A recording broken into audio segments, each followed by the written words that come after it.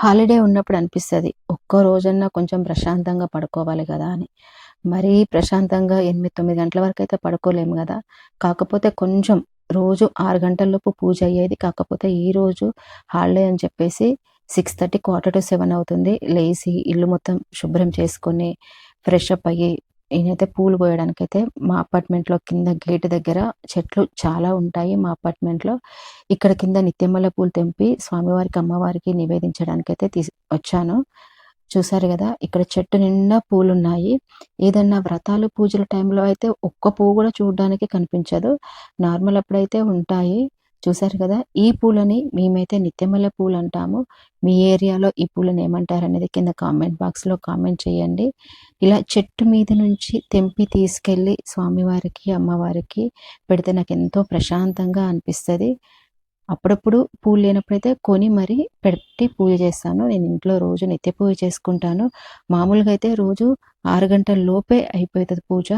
ఇంకా కొద్ది రోజులైతే నేను బ్రహ్మముహూర్తంలో కూడా లేచి పూజ చేశాను. కాకపోతే హెల్త్ సపోర్ట్ చేయకపోవడం వల్ల కొంచెం లేట్‌గా చేస్తున్నాను పూజ. ఇంకా హాలిడే ఉన్న రోజైతే 6:30 అవుతుంది. ఇలా స్వామివారికి, అమ్మవారికైతే దీపారాధన చేసి, అలాగే ధూప, దీప నైవేద్యాలు, గంధ పుష్పాలు అన్నీ అయితే సమర్పించాను.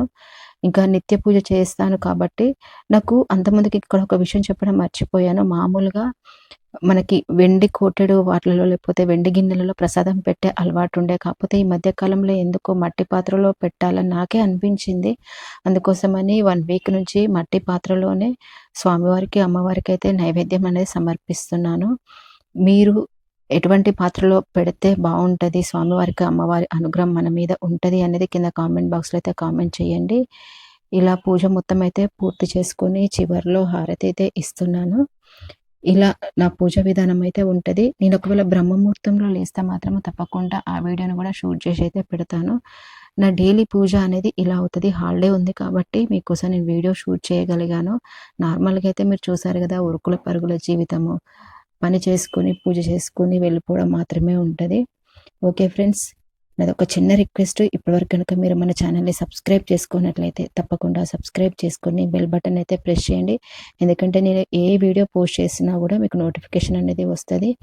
మీ ఇంట్లో మీరు పూజ ఎలా చేసుకుంటారో, నా పూజా విధానంలో ఏదైనా మెళకువలు తప్పులు గాని ఉంటే నాకు సూచించండి కామెంట్ రూపంలో.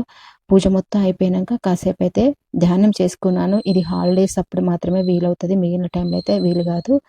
మరొక కొత్త వీడియోలో మళ్ళీ కలుస్తాను. అప్పటి వరకు ఉంటాను. నేను మీ గీత. Bye bye.